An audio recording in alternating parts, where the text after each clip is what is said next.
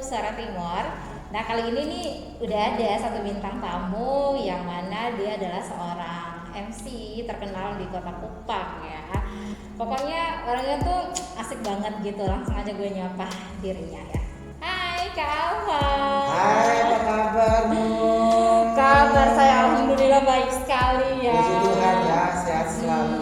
Sebaliknya gimana? Saya sangat-sangat sehat, puji Tuhan, tetap terkendali aman. Aman ya, cerianya masih dapat Cerianya ya. masih dapat seperti yang dulu. Ini kalau kita ngomong gini ingat waktu masa-masa ada Kita di masih- zaman radio Oh, gitu ya. aduh, masa lalu. Masa lalu. Biarlah Masa lalu. Nih Kak Alfa ini adalah seorang entertain ya. Selain menjadi, tadi kan sempat disinggung ya bahwa Kak Alfa ini adalah seorang penyiar radio juga, Iya, mantan ya. MC juga. Terima Kira-kira kasih. apa lagi ya? Nah, Kak Alfa udah berapa lama sih berkarir di dunia entertain sendiri? Udah mulai dari sejak kapan tuh? Dari tahun berapa? Sebenarnya kalau entertain itu sebenarnya baru-baru kesini dari tahun 2010-an. Oh. Jadi sekitaran 11 tahun ada ya? Ya, 11 tahun yang lalu. Oh iya lalu. Zaman masih old gitu ya. Saya saja belum menggunakan HP Android. Oh gitu. Masih pakai Nokia yang ting ting ting ting gitu. Ting ting ting gitu ya. Masih jadul. Masih jadul ya. Oke, nah apakah hanya fokus di dunia entertain saja setelah terhitung tadi 11 tahun ya Kak 11 ya? tahun. Atau mungkin sempat juga bekerja di luar dunia entertain? Ya, jadi awal mulanya itu sempat menjadi seorang pendidik, menjadi seorang guru di salah satu sekolah swasta yang ada di salah satu kabupaten yang ada di Provinsi Nusa Tenggara Timur. Terlebih khususnya di Kota Soe, Kota Dingin. Oh, Kota Dingin Soe ya. Berapa lama sih di Kurang sana? lebih 4 tahun. 4 tahun. Wah, 4 tahun. lama juga ya. Lama. 4 tahun. Sedikit lagi naik kepala komite. Tapi akhirnya dibatalkan. Gitu ya. Jadi hijrah ke Kupang. Hijrah ke Kupang Hijrah ke Kupang lagi. lagi. Jadi Kak Alfa ini suka mencari tempat-tempat tidak bisa menetap di satu tempat ya. Kita berpindah-pindah. Gitu. Kita berpindah-pindah. Nah, kenapa sih Kak Alfa sendiri memilih dunia entertain sebagai fondasi karir Anda? Sebenarnya itu menjadi passionnya saya juga. Passionnya ya. Itu passion saya untuk ada di dunia entertain. Selain saya ada di dunia mendidik anak-anak, tapi akhirnya saya mengambil keputusan untuk bisa menjadi seorang entertain. Gitu. Semenjak dari tahun 2010-an. Nah, selain menjadi seorang MC, pasti ada dong karir-karir yang lain ya. Kita harus Karir menggali apa ya? lebih dalam lagi ya. Nah, apa sih yang Anda geluti selain di dunia entertain ini? Jadi saya sempat membuka beberapa usaha. Buka usaha juga ya. Di tahun 2016 sempat dibuka warkop kopi. Itu di mana Anda pernah masuk juga Oh iya, kan? pernah. Di warung saya juga. Terlalu banyak usaha sih, makanya saya lupa separuh. Jadi itu areanya di area wali kota ya. Dan akhirnya saya tutup. Saya sempat kerja lagi di dunia otomotif. Yaitu menjadi seorang sales profesional marketing penjualan mobil di salah satu brand ternama.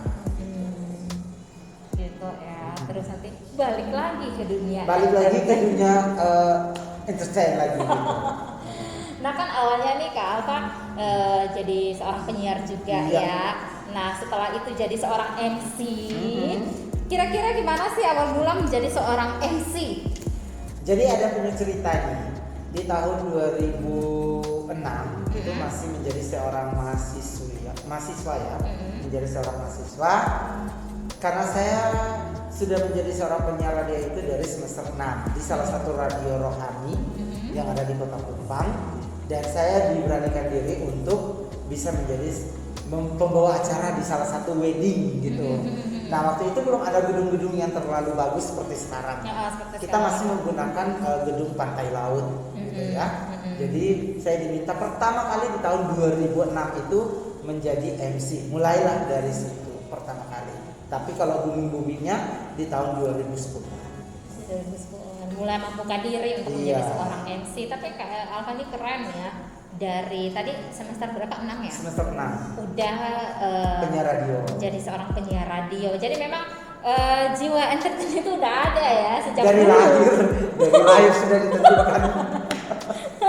Nah, dalam dunia entertain sendiri pasti menghadapi yang namanya pro dan kontra Iya, ya. betul. Pasti iya dong. Nah, bisa dong diceritain sedikit pro dan kontra yang dialami. Mungkin ada yang sempat bully gitu. Ngapain sih kamu masuk jadi seorang MC gitu ya atau apalah gitu. Jadi terima kasih Nur, itu pertanyaan yang sangat apa ya? Menurut saya ini sangat punya tantangan tersendiri untuk kita harus kembali ke diri kita, istilahnya be yourself ya. Kita punya percaya diri yang tinggi, kita punya keinginan yang lebih besar, otomatis lambat laun atau waktu berjalan orang juga akan mengetahui siapa sih saya gitu. Dari awalnya orang pasti melihat kok MC-nya kecil, hitam, hidup lagi gitu. Udah kecil, hitam, hidup lagi. Gitu. Terus Tapi banyak orang yang menerima, banyak orang juga yang tidak menerima. Ada beberapa persen orang menerima, di atas dari beberapa persen itu ada yang tidak menerima. Gitu.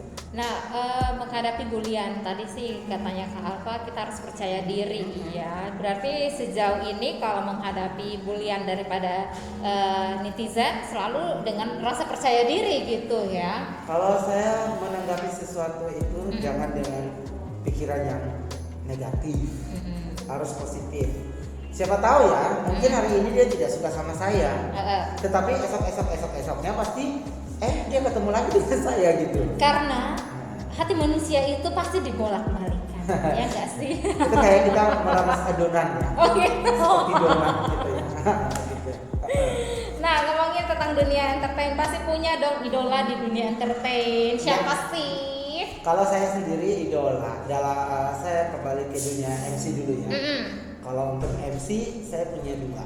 Wih, dua ya. Dua. Yang pertama itu Coki Sitohang sama Daniel Mananta. Oh, itu mah memang idola ya. Jadi idola kenapa saya banget. pilih mereka berdua? Kalau secara iman ya, memang kita sama-sama Kristiani Sama-sama. ya.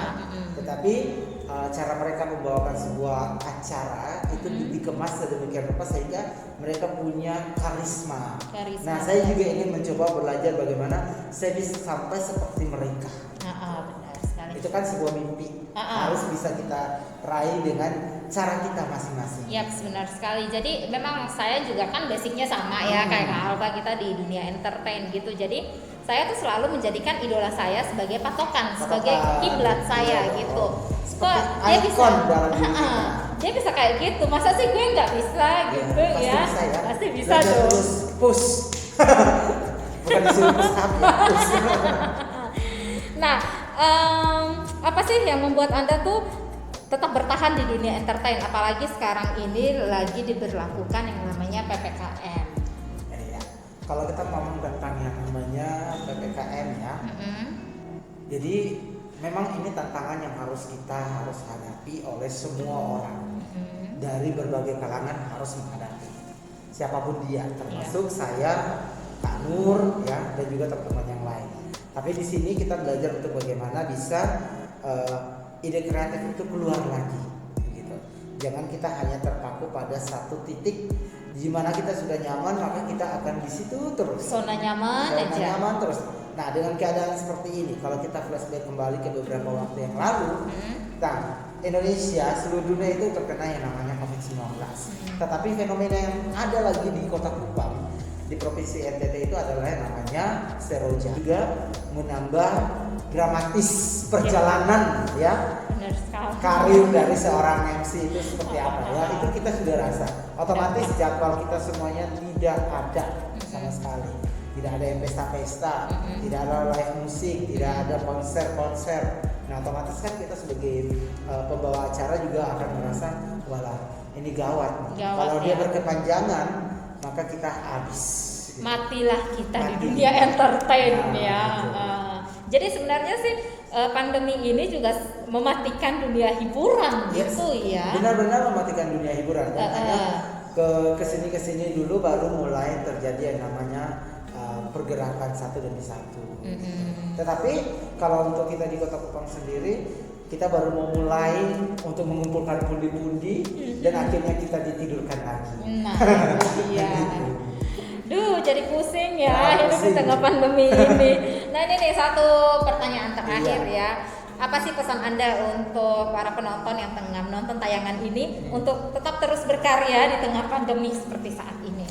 Harapan dari saya sendiri adalah bagi teman-teman pelaku seni ya, kita harus menjadi orang-orang yang bijak, kita harus jadi orang-orang yang kreatif, kita harus bisa menjadi orang-orang yang punya power, atau kita harus menjadi orang yang menjadi hero untuk diri kita sendiri, untuk orang-orang di sekitar kita. Apalagi di masa pandemik seperti ini, pemberlakuan yang begitu ketat ya, kemana-mana kita harus tunjukkan yang namanya kartu bahwa Anda sudah divaksin, Iya. gitu ya. Benar. Dan kemana-mana kita harus menunjukkan bahwa ada surat rapid dan sebagainya. Tetapi saya perlu informasikan bahwa mengimbau saja kepada teman-teman seniman semua, masa pandemi membuat kita bukan menjadi orang yang tidak berkreatif. Saya kasih contoh saja, walaupun di pandemi seperti ini kita harus punya kreativitas yang tinggi. Saya contohnya sederhana saja, saya membuka peluang usaha yang namanya Gado-Gado MC November, itu pakai nama saya, gitu. Jadi saya membuka Gado-Gado dengan tujuannya bahwa orang butuh makan. Iya. Ya gitu ya, orang butuh makan, orang butuh hibur-hibur diri dengan apa. Nah, kalau kita lihat di beberapa tempat wisata, misalnya Pantai Warna yang ada di area Osaka, itu kan ada penyanyi, pemain musik, penikmat hiburan, semuanya ambiar, Iya. rata gitu ya. Jadi harapan dari saya adalah jangan pernah mengeluh, jangan pernah berputus asa, jangan pernah menyalahkan pemerintah, tetapi kembalikanlah semua itu kepada diri kita sendiri. Kalau kita mau bebas dari corona, patuhi peraturan Protokol yang ada. kesehatan. Ya. Seperti itu deh. Keren sekali ya. Jadi walaupun kita tengah hidup di tengah pandemi yang dimana semua tuh pada teriak, aduh kak, doi susah. Gitu. Tapi tetap ya kita harus bersyukur ya, karena dengan rasa syukur itulah kita mampu untuk menjalani kehidupan kita ke depan gitu. Dengan cara bersyukur pasti rezeki bakalan kebuka ya ke kita. Ada satu lagi, Heeh. ada satu lagi, yaitu kita bersyukur juga, kita berterima kasih kepada pemerintah. Dalam hari ini Bapak Wali Kota, Iya. secara khususnya yang sudah dengan begitu gencar ya untuk memberikan berbagai aturan kepada seluruh masyarakat Kota Kupang agar kita tetap menggunakan protokol kesehatan, menggunakan masker, jaga jarak dan sebagainya. Kita juga mengucap syukur untuk gubernur kita yang sudah melakukan vaksin. Ya. Itu pertanda bahwa masyarakat NTT semuanya harus benar-benar kita harus vaksin, kita harus menyelamatkan diri kita dulu ya sebelum menyelamatkan orang lain. Iya, benar sekali ya. Oke, kalau gitu terima kasih ya Kak Terima Alfa kasih, buat waktu terima dan kasih. kesempatannya. Dan jangan lupa untuk terus ya tonton video-video menarik dari channel YouTube Suara Timur dengan cara apa? Subscribe channel kita. Sebanyak-banyaknya. Di like, di komen juga, dan jangan lupa di share ya. Oke. Dibagikan gitu ya. Di share Seperti ya. messenger. Dibagikan ke teman-teman kita ya. Oke. Siap menonton. Baik, thank you